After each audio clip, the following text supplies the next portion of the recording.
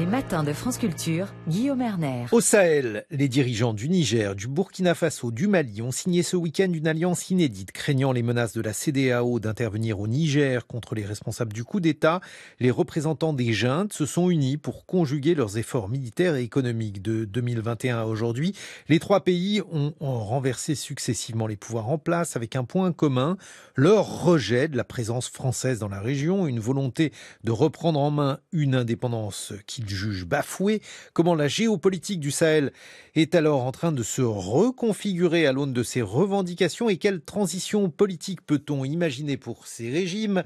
Pour nous éclairer à ce sujet, nous sommes avec vous, Marc-Antoine Pérouse de Monclos. Bonjour. Bonjour. Cela fait longtemps que vous jugez cette situation complexe pour la France. J'utilise un euphémisme, vous allez développer. Vous avez publié Un djihad sans foi ni loi ou la guerre contre le terrorisme à l'épreuve des réalités africaines aux presses universitaires de France. Peut-être un point sur ce que l'on sait ou ce que l'on ne sait pas sur la situation au Niger. Notre ambassadeur, il est toujours retenu. Que sait-on, Marc-Antoine Pérouse de Monclos ? La situation reste obscure et complexe, effectivement. Donc c'est un ambassadeur dont la junte militaire a demandé le rappel. Le président Macron a refusé d'obtempérer parce qu'il a considéré, à mon avis à juste titre, qu'effectivement le gouvernement était illégitime. Mais du coup, en rétorsion, il y aurait actuellement effectivement des privations sur la circulation, le ravitaillement de l'ambassade. J'en sais pas beaucoup plus. Moi, il y a un autre... Prise d'otage, est-ce qu'on peut utiliser ce terme ?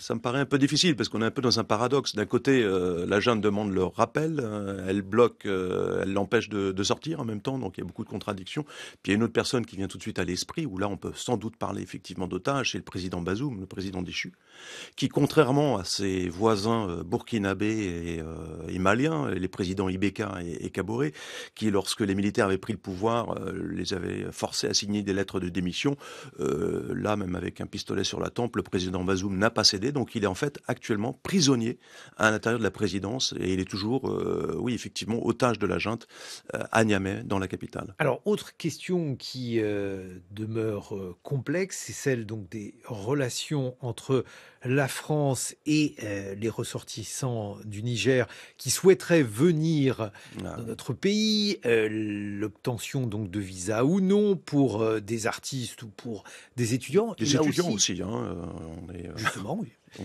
Voilà. Justement, que sait-on à ce sujet, Marc-Antoine Pérouse de Monclos ? Je pense qu'il y a eu une réaction excessive de la part de l'exécutif en France. C'est-à-dire qu'on peut avoir une stratégie de boycott d'une junte illégitime, y compris avec des sanctions économiques qui sont mises en place par la CEDEAO, hein, l'organisation régionale de la communauté économique des États d'Afrique de l'Ouest. Ça, c'est une chose. Mais de là à se priver de ce que certains appellent le soft power, ou en tout cas de nos coopérations linguistiques, scientifiques et culturelles, là, on franchit le pas un peu vite parce que faut le rappeler, quoi qu'il en soit, des manifestations devant les ambassades de France, on a toujours des amis au Sahel. Et on a derrière quand même toute une histoire, y compris coloniale, donc avec des Nigériens qui sont toujours en attente, effectivement, d'une aide de la France sur le plan culturel, scientifique, linguistique.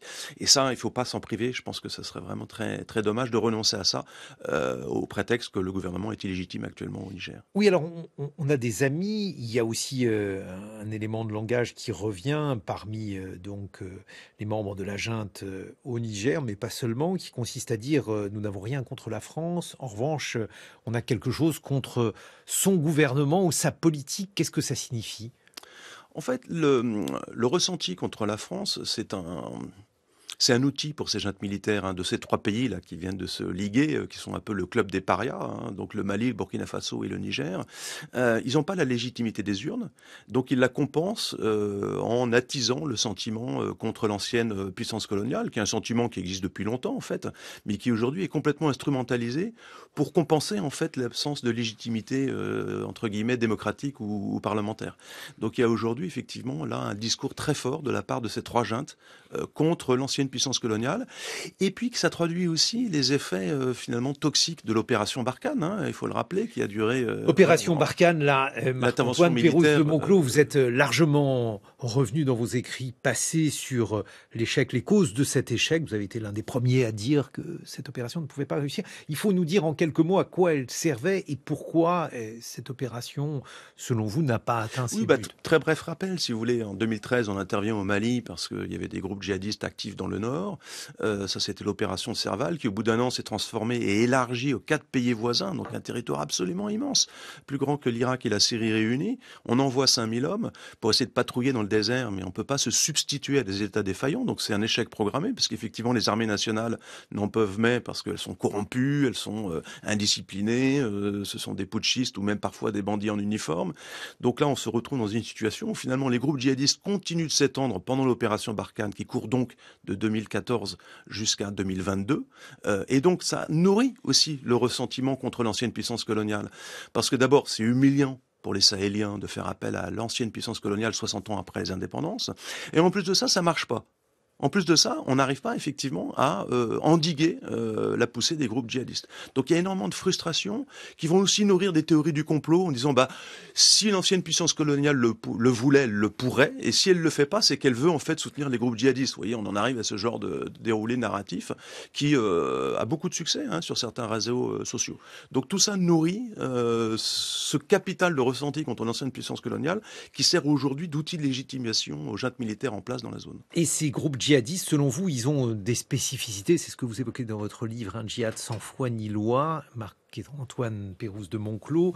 Qu'est-ce que l'on peut dire à leur sujet? Alors, d'abord, c'est les grands gagnants de tous ces putschs militaires. Moi, je dis toujours depuis le début que justement, si on ne peut pas se substituer à des États défaillants, c'est qu'en fait, le djihadisme, c'est jamais qu'un symptôme de la faiblesse des États dans la zone. Et que le fond du problème, c'est l'État. C'est la fragilité de ces gouvernements en place, y compris dans leurs moyens, dans leur déploiement militaire, etc. Et là, effectivement, les armées sont occupées à prendre le pouvoir, voire à se disputer entre différentes factions.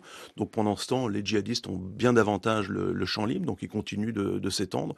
Et ça, c'est pour le moins inquiétant. Mais c'est un djihad sur le plan idéologique, oui, théologique. Qu'est-ce que l'on peut dire à Le problème, c'est qu'en fait, vous avez des complexes de violence où le djihadisme n'est jamais qu'un des éléments, qu'une des strates, si vous voulez, de ces conflits armés où interviennent aussi des voleurs de bétail.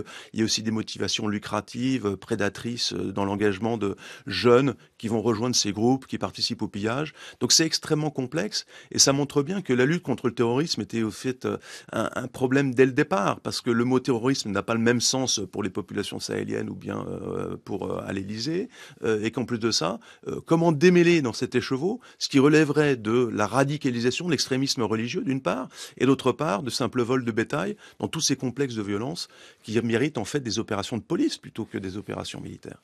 Bon, on a donc affaire à un ennemi particulier, un lien aussi pour ces juntes au pouvoir avec la Russie. Là aussi, où en est-on, Marc-Antoine Pérouse de Monclos? Alors, j'irai pas grossir le rôle de la Russie. Elle n'a pas d'intérêt économique dans la zone. Vous êtes au courant, l'armée russe est un petit peu occupée en ce moment, donc elle ne va pas se substituer à l'armée française. Mais j'ai cru comprendre qu'elle avait des aides supplétives. Oui, voilà, mais on l'a bien vu. On a souvent présenté Wagner comme étant un relais armé de la politique extérieure de Poutine. Mais enfin, on avait bien vu ce qui s'est passé en Russie même. Non, c'est un peu plus compliqué que ça. Wagner peut avoir ses propres motivations, notamment lucratives, en Centrafrique, où ils sont présents, au Mali, où ils essayaient de mettre la main sur les mines d'or. Ils ne sont pas d'ailleurs forcément arrivé. Donc, il y a quand même des ressorts lucratifs dans cette présence d'un groupe de mercenaires ou d'entreprises de sécurité privée, suivant les termes que vous choisissez d'employer. Bon, alors, Wagner n'est peut-être pas aussi pro-russe, ou en tout cas pro-Poutine, puisque vous dites qu'il peut y avoir oui, mais une distance, mais ils sont anti-français en tout cas. Oui, évidemment. Et la Russie de Poutine va appuyer là où ça fait mal. Ils vont en profiter. Donc, effectivement, sans pour autant qu'ils soient derrière les coups d'État. Mais les putschistes eux-mêmes utilisent la présence russe pour aller dans le sens de ce rejet de l'ancienne puissance coloniale. Il y a là une instrumentalisation complètement politique et finalement un jeu gagnant-gagnant entre la Russie et les juntes militaires au pouvoir dans la zone. Et alors, puisqu'on a affaire à une transition complexe au Niger, là aussi j'utilise un euphémisme, qu'est-ce que l'on peut imaginer pour la suite? Est-ce qu'il est possible d'imaginer donc que cette junte qui est parfaitement illégitime demeure? C'est le sort de Bazoum qui n'est toujours pas tranché. Et là, on est quand même dans un cas assez exceptionnel par rapport à ce qui s'est passé dans les pays voisins quand les militaires ont pris le pouvoir. Là, il y a une affaire qui n'est pas résolue. Donc, on peut dire que c'est un otage pour la junte. En même temps, c'est une épine dans le pied parce que ça l'est pris d'une certaine légitimité. Alors, il y a peut-être des négociations qui seraient en cours pour voir comment exfiltrer Bazoum, qui à ce moment-là pourrait, par exemple, partir en exil à Dakar et former une espèce de gouvernement en exil qui priverait de sa légitimité la junte. Mais actuellement, on est vraiment dans une impasse de ce point de vue. Une impasse qui est aussi économique puisqu'il y a des sanctions qui ont été mises en place qui frappent un des pays les plus pauvres de la planète, il faut le rappeler. Et oui, parce que ça aussi, c'est une situation commune donc au Niger, au Mali et au Burkina Faso. Si on essaye de voir quel peut être l'avenir désormais pour ces pays, avec donc des gouvernements illégitimes qui, en termes de gouvernance, ne sont peut-être pas des modèles. Pas vraiment, non. Et effectivement, on ne voit pas pourquoi des militaires au pouvoir feraient mieux que des gouvernements civils, quand déjà les armées, c'était les mêmes, étaient censées combattre les groupes djihadistes et qu'ils n'arrivaient pas à endiguer, et qu'en fait, toutes ces armées ont nourri le conflit, parce qu'en tuant des civils, ils ont nourri un sentiment de vengeance, et on a vu des jeunes rejoindre les groupes djihadistes pour se protéger finalement, éviter l'arrestation arbitraire, la torture en prison, la torture à mort, le massacre. Il y en a eu de nombreux, des massacres de civils commis par l'armée malienne notamment, mais aussi par l'armée du Niger, sans jamais rendre de compte et en totale impunité au nom des impératifs sécuritaires de la lutte globale contre le terrorisme. Donc ces armées n'étaient déjà pas efficaces quand les civils corrompus étaient au pouvoir, et on ne voit absolument pas pourquoi elles le seraient plus si les militaires corrompus arrivent à leur tour au pouvoir. Alors le fait de voir ces pays s'enfoncer dans des formes de gouvernement antidémocratique, avec peu de perspectives de développement, vous qui êtes chercheur sur ces régions depuis quelques années, est-ce que ça ne vous rend pas pessimiste ? Assez pessimiste, et en même temps, je reviens toujours à l'étymologie du mot crise, qui peut être aussi une opportunité. Donc la menace djihadiste peut être aussi le moment d'un sursaut national. Je pense pas que les groupes djihadistes aujourd'hui soient vraiment en mesure de s'emparer du pouvoir dans les capitales de la région. Moi, ce qui m'inquiète beaucoup plus, c'est le délabrement de l'État, le délitement de l'État, et effectivement plutôt des combats entre différentes factions armées, de l'armée nationale, des différentes corps de sécurité, à l'intérieur même des capitales, et c'est un petit peu ce qu'on voit finalement. Et on évitait ça à Niamey de peu, parce que la personne qui a fait le coup d'État n'était pas forcément suivie par les autres responsables de l'armée. Marc-Antoine Pérouse de Monclos, un djihad sans foi ni loi aux presses universitaires de France. On se retrouve dans une vingtaine de minutes. On évoquera notamment le poids de la colonisation et le refus de la présence de l'ancien colonisateur. On sera en compagnie de l'historien Pierre Singaravelou. Dans quelques instants, il publie Colonisation, notre histoire, un ouvrage collectif au Seuil. 6h30, 9h, les matins de France Culture. Guillaume Erner. L'Afrique de l'Ouest entre-t-elle dans un nouveau pan de son histoire, et quelle place y a aujourd'hui la France ?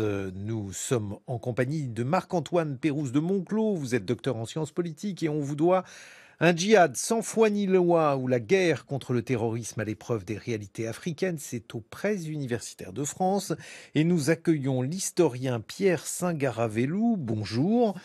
Vous publiez une somme, un ouvrage collectif intitulé Colonisation, notre histoire, aux éditions du Seuil. Dans ce livre, il y a tout presque sur la colonisation, Pierre Singaravelou. Justement, si l'on évoque à la fois la colonisation et la décolonisation des pays dont il est question, le Niger, le Burkina Faso et le Mali, quels sont les points communs ? Quel est votre regard d'historien sur cette page de notre histoire ?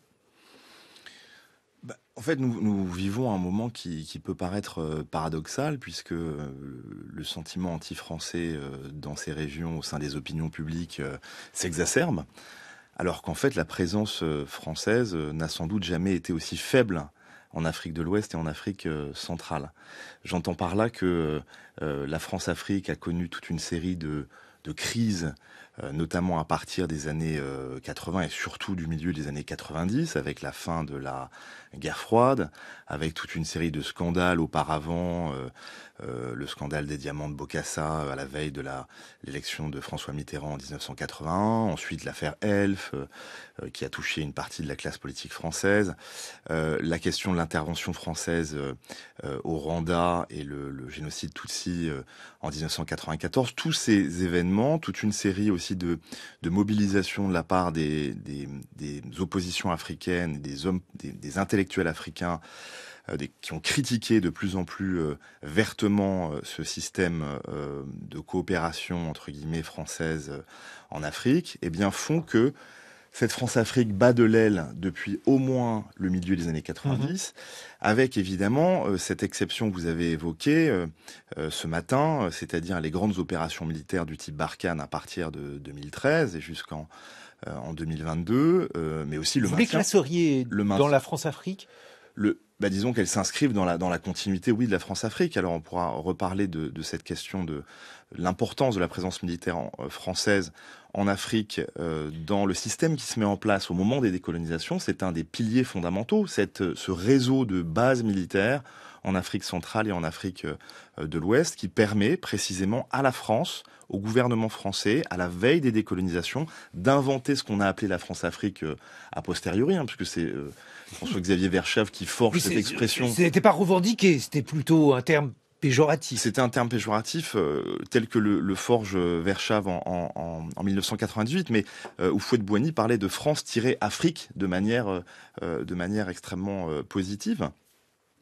Et donc ce système en fait a pour but de reconfigurer l'empire colonial. Il s'agit dans cette région du monde, alors que par exemple la France va quitter le Vietnam à la suite d'une guerre de décolonisation sanglante, et bien en Afrique de l'Ouest et en Afrique centrale, il s'agit de transformer l'empire en un système d'influence fondé sur un certain nombre de piliers, dont les bases militaires, mais aussi un système de coopération, l'aide publique au développement, la francophonie, donc un système qui est mis en place formellement à partir de 1960 par Jacques Foccart, qui est le secrétaire des affaires africaines et malgaches à l'Élysée. C'est-à-dire ce secrétariat, c'est ce qu'on va appeler ensuite la cellule Afrique de l'Élysée.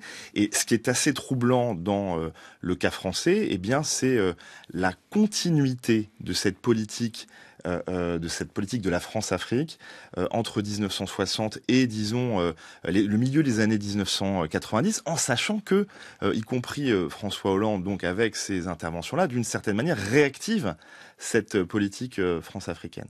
Marc-Antoine Pérouse de Monclos, qu'en pensez-vous ? Justement, je crois que c'est intéressant de voir qu'il y a effectivement un paradoxe, c'est que tendanciellement, la présence de la France en Afrique ne cesse de diminuer, qu'on la mesure par des parts de marché, par le nombre de Français vivant au sud du Sahara. Tous les chiffres en attestent, y compris sur le nombre de militaires déployés dans la zone. Et donc, ça montre bien comment l'opération Barkhane, effectivement, a excité le ressentiment contre l'ancienne puissance coloniale. Et de ce point de vue, c'est aussi un échec diplomatique et politique, et pas seulement militaire, l'opération Barkhane, pour moi. Parce qu'effectivement, ça a attisé ce ressenti, cette frustration. Donc frustration de devoir faire appel à l'ancienne puissance coloniale 60 ans après les indépendances, et en plus ça marche pas.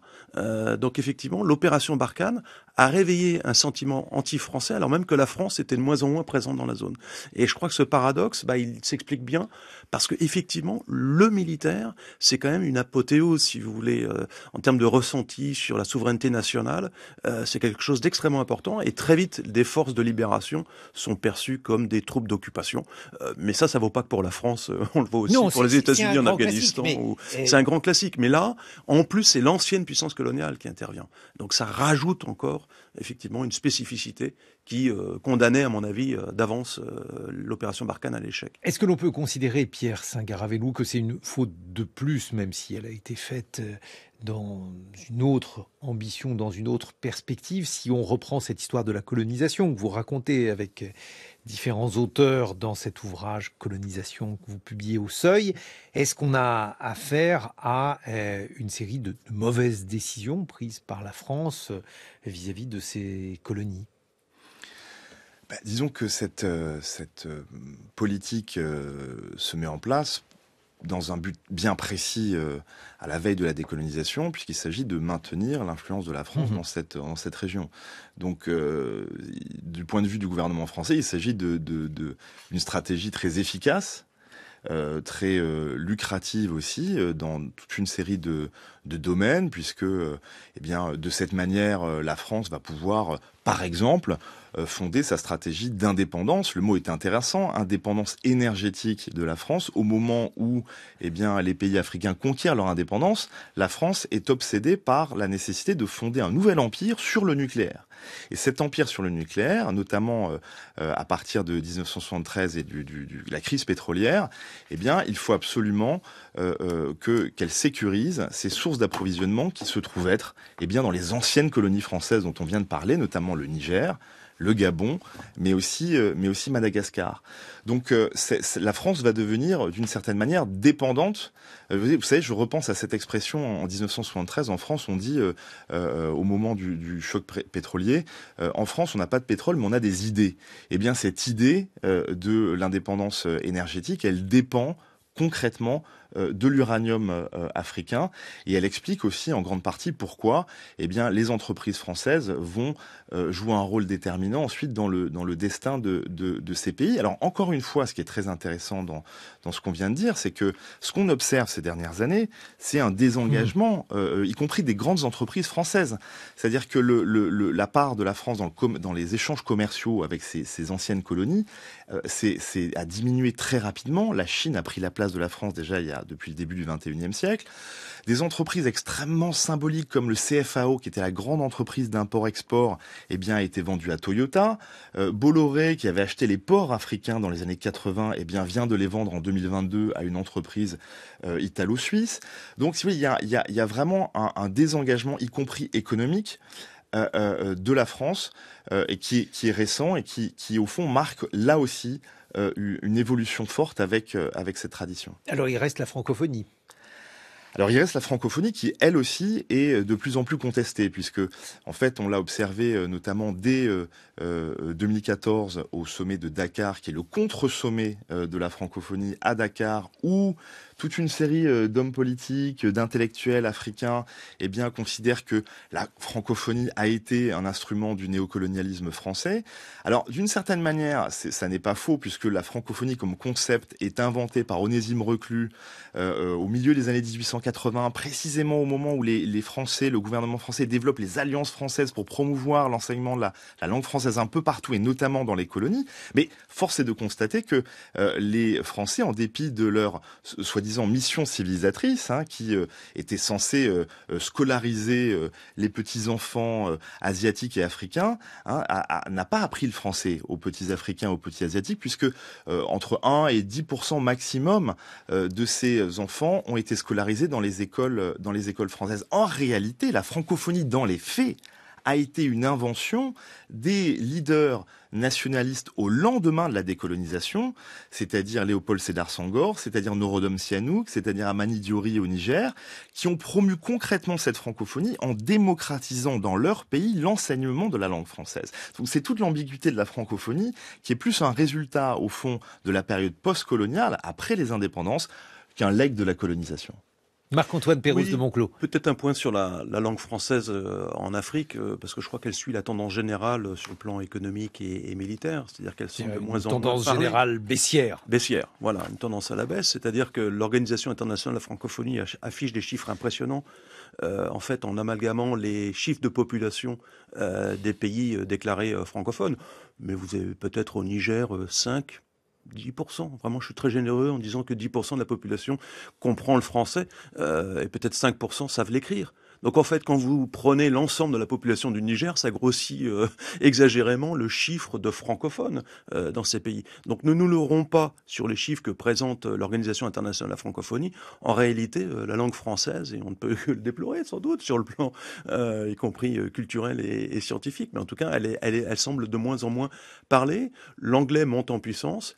Et puis les langues vernaculaires confirment. Il y a eu tout un projet aux indépendances, mais qui n'a pas forcément abouti de transcription, y compris d'enseignement des langues vernaculaires. Néanmoins, on voit bien que des langues comme le Haoussa et le Swahili connaissent des progressions assez fantastiques. C'est devenu des lingua franca, notamment les langues du commerce. On ne commerce pas en français, ou très peu en fait en Afrique. L'essentiel du commerce se fait dans d'autres langues, y compris, pourquoi pas, l'arabe aussi. Bon, la question là aussi, alors vous direz si vous rangez cela également dans la France-Afrique ou dans une attitude impérialiste vis-à-vis donc des anciennes colonies, mais si on prend le discours favorable à la démocratie, le discours de la Baule de 1990 de Mitterrand, où il s'agissait de conditionner une aide à la démocratisation des régimes, Pierre Singaravelou, comment l'interpréter et le voir en perspective, puisque aujourd'hui on assiste plutôt à un affaissement de la démocratie pour les trois pays que l'on évoquait tout à l'heure, le Niger, le Mali et le Burkina Faso.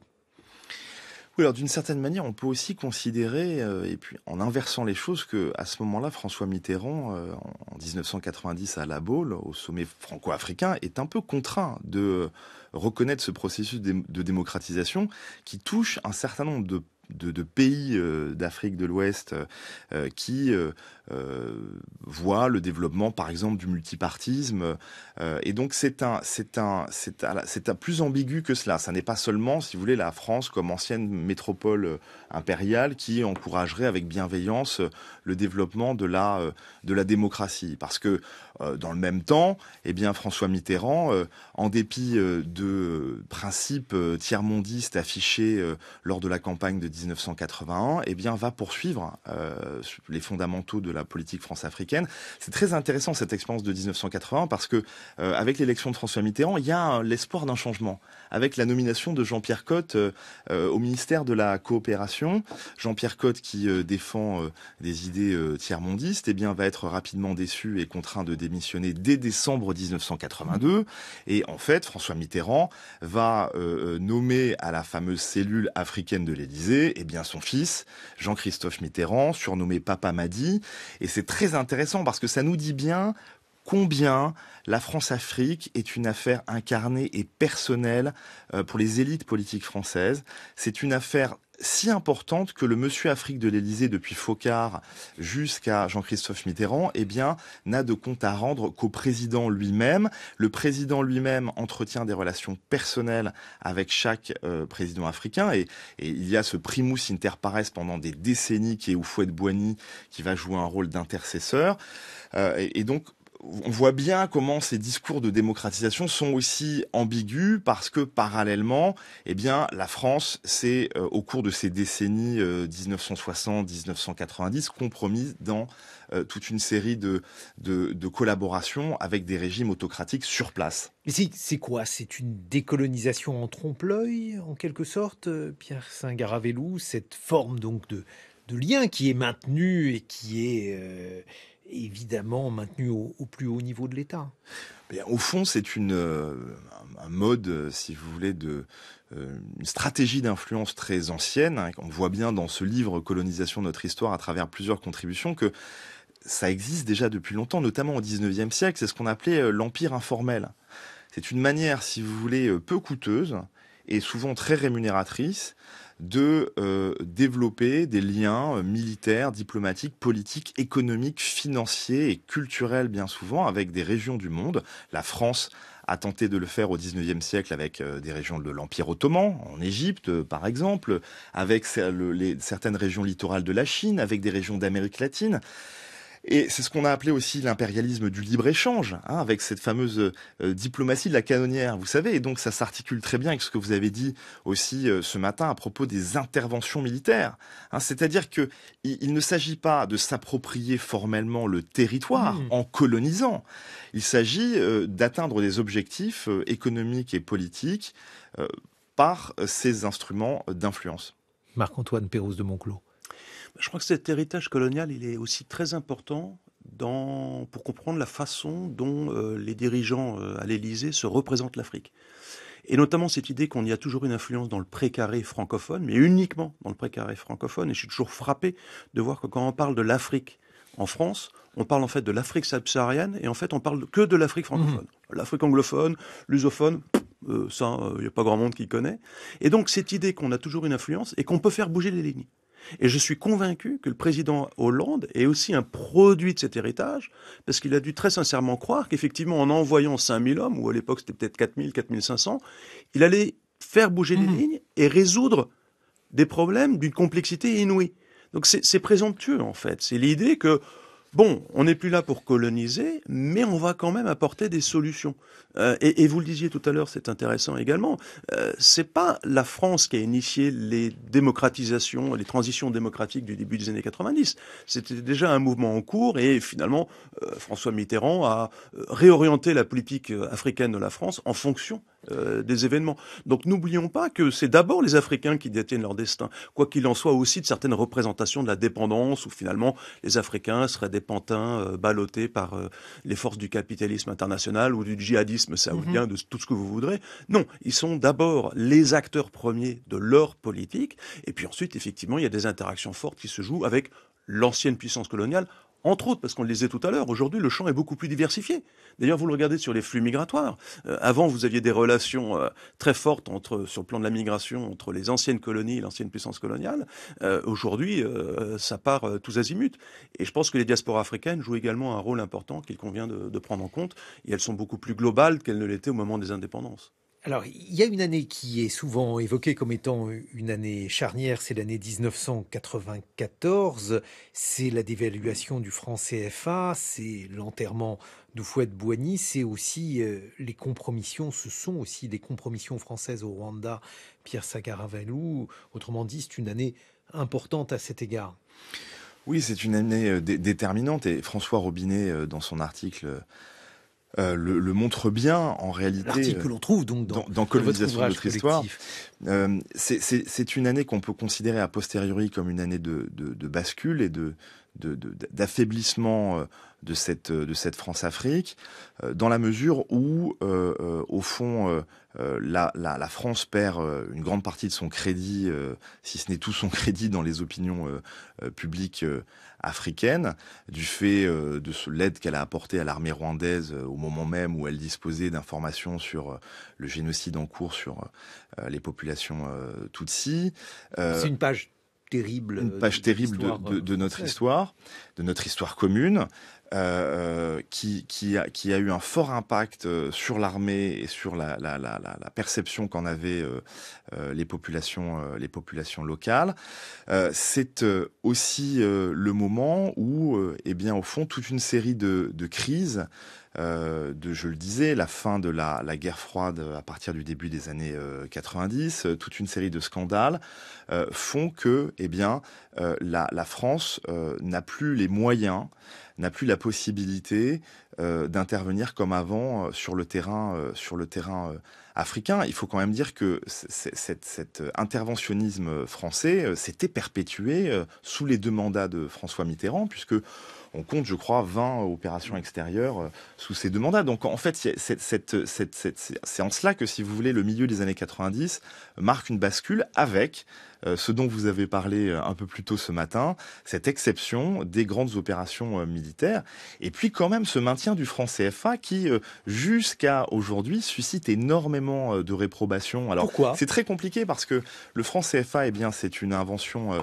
de 1939, c'est une invention coloniale, puisque le CFA lui-même signifie franc des colonies françaises d'Afrique. C'est un système qui est mis en place en 1945, c'est une monnaie coloniale. Alors c'est intéressant parce que cette monnaie coloniale prétendait officiellement instaurer la modernité financière et monétaire dans les colonies africaines, alors qu'en fait il existait de très nombreuses monnaies dans ces régions avant l'arrivée des colonisateurs qui se sont appliqués à interdire ces monnaies, comme par exemple les kauris, vous savez, ces petits coquillages, voilà.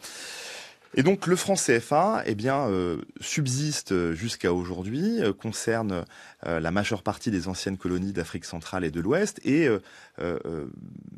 manifeste encore une forme de dépendance de ces pays-là à l'égard à la fois de la Banque de France qui continue à produire ce franc CFA en Auvergne, à Chamalières, et en sachant que, eh bien, la parité fixe avec l'euro introduit évidemment une dépendance aussi de ces pays par rapport à la France et à l'Union européenne, ce qui fait dire à certains intellectuels africains qu'il s'agit d'une monnaie hyper coloniale, puisque c'est plus seulement la dépendance à l'égard de la France, mais également à l'égard de l'Union européenne. Et donc ce CFA, eh bien, a suscité toute une série de manifestations panafricaines depuis les années 2015 dans divers pays africains. Et c'est là aussi un motif de tension entre les opinions publiques africaines, les oppositions africaines et la France. Je précise parce que il se trouve que ce franc CFA subsiste parce qu'il arrange bien certains gouvernements en place. Marc-Antoine Pérouse de Monclos. Oui, parce qu'il est convertible et que d'autres monnaies... moi, je suis surtout d'abord et avant tout un spécialiste du nigérien, où j'étais en début d'année, où il n'y avait plus du tout de cash. Les anciens billets avaient été retirés de la circulation et les nouveaux, on avait oublié de les imprimer. Je vous promets qu'une monnaie qui n'est pas convertible, qui n'est pas reconnue sur les marchés internationaux, ça handicape terriblement la population. Donc il y a effectivement à la fois un discours de rejet d'un CFA qui est un symbole d'une tradition post-coloniale et en même temps un besoin d'avoir accès à une monnaie qui soit convertible face à l'euro notamment. Un mot de conclusion, Pierre Saint-Garavelou, on vous voit avec cette somme Colonisation, notre histoire que vous publiez aux éditions du Seuil. Et il y a effectivement un manque, une lacune que vous venez notamment combler en matière donc d'historiographie sur la colonisation. Est-ce que le fait de mieux comprendre ces phénomènes est aussi une manière d'aider à pacification, au rapprochement? Bon, on ne le voit pas aujourd'hui avec les 3 pays que nous avons évoqués, mais peut-être qu'on pourrait être plus optimiste pour un futur proche. Je pense que cette connaissance du passé colonial, mais aussi des mondes d'avant la colonisation et de ces processus de décolonisation, eh bien, constitue un des principaux remèdes aux maux qui nous frappent, parce que le constat que nous faisons, c'est que, au fond, en France, comme dans les anciennes colonies, les nouvelles générations sont très ignorantes de ce passé. Merci. Pierre Saint-Garavelou, Colonisation, notre histoire, c'est aux éditions du Seuil. Merci Marc-Antoine Pérouse de Monclos, un djihad sans foi ni loi aux presses universitaires de France.